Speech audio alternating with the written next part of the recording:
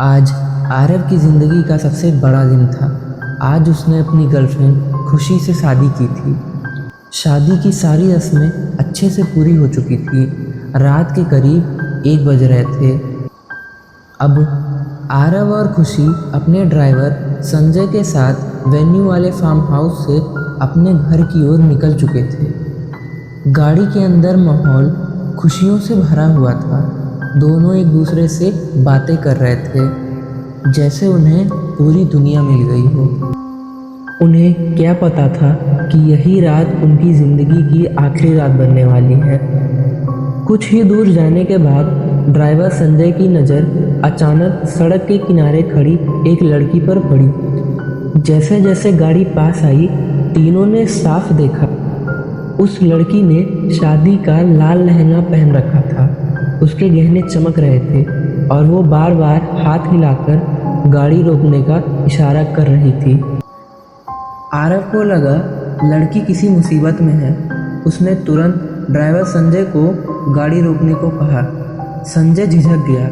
उसके चेहरे का रंग उड़ चुका था, लेकिन तभी आरव ने सख्त आवाज़ में संजय को गाड़ी रोकने को कहा। मजबूर होकर संजय ने गाड़ी उस लड़की के सामने रोक दी। आरव ने देखा सामने खड़ी लड़की बेहद खूबसूरत थी। इतनी खूबसूरत कि कुछ पलों के लिए आरव उससे नज़रें हटा ही नहीं पाया। वो खुशी से भी ज़्यादा सुंदर लग रही थी। कुछ सेकंड बाद आरव ने खुद को संभाला और पूछा, इतनी रात को आप यहाँ अकेली? लड़की की आवाज़ काँप रही थी। उसने बताया, आज मेरी शादी थी, लेकिन मेरे होने वाले पति का एक्सीडेंट हो गया। वो हॉस्पिटल में है। मुझे वहाँ पहुँचना है। प्लीज़ मेरी मदद कर दीजिए।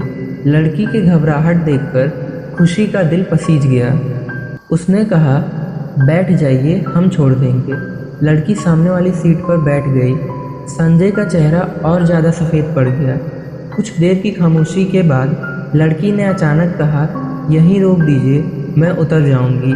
आप लोगों का बहुत बहुत शुक्रिया। गाड़ी रुकते ही लड़की उतर गई और अंधेरे में गायब हो गई। गाड़ी आगे बढ़ी ही थी कि संजय कांपती आवाज़ में बोला, साहब, उस लड़की की एक पायल गाड़ी में ही रह गई है। आरव ने संजय को गाड़ी वापस घुमाने को कहा। उन्होंने गाड़ी वापस मोड़ी, लेकिन वो लड़की वहाँ थी ही नहीं। सड़क सुनसान थी, चारों तरफ सन्नाटा। अब संजय का डर साफ दिखने लगा। आरव ने पूछा, संजय, तुम्हें क्या हो रहा है? संजय ने हिचकिचाते हुए कहा, साहब, हमारे गांव में कहते हैं कि शादी की रात नए जोड़े पर सबसे ज़्यादा खतरा होता है। किस बात का खतरा? आरव ने हंसते हुए पूछा। संजय ने धीरे से कहा, खूनी दुल्हन का साहब। संजय ने बताया, इस इलाके में लोगों का मानना है कि रात के समय एक चुड़ैल घूमती है जो शादी के जोड़े में होती है।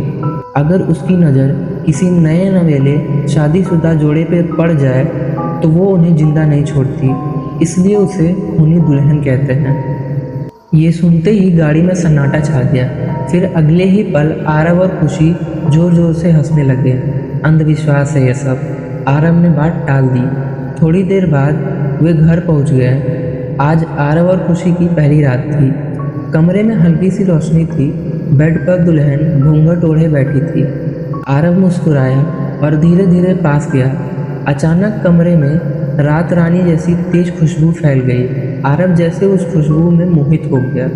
उसने दुल्हन को गले लगाया और कहा, मैं तुमसे बहुत प्यार करता हूँ। लेकिन जवाब में एक भारी डरावनी आवाज़ है। आरव ने झटके से पीछे हटकर देखा। वो खुशी नहीं थी, वो वही लड़की थी, सड़क वाली। उसका चेहरा बहुत भयानक लग रहा था। बाल हवा में उड़ रहे थे। डर के मारे आरव बेड से नीचे गिर पड़ा और तभी उसकी नज़र बेड के नीचे गई। वहाँ खुशी की लाश पड़ी थी।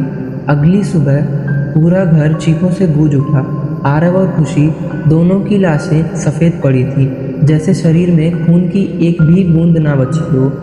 खूनी दुल्हन गायब थी। संजय ने देखा खुशी ने वही पायल पहना था जो उस लड़की का था। तभी उसे यकीन हो गया, खूनी दुल्हन सच थी। कहते हैं वो लड़की कभी इंसान थी। उसकी शादी की रात उसे और उसके पति को सड़क पर मरने के लिए छोड़ दिया गया। अब वो हर नई शादी से अपना बदला लेती है।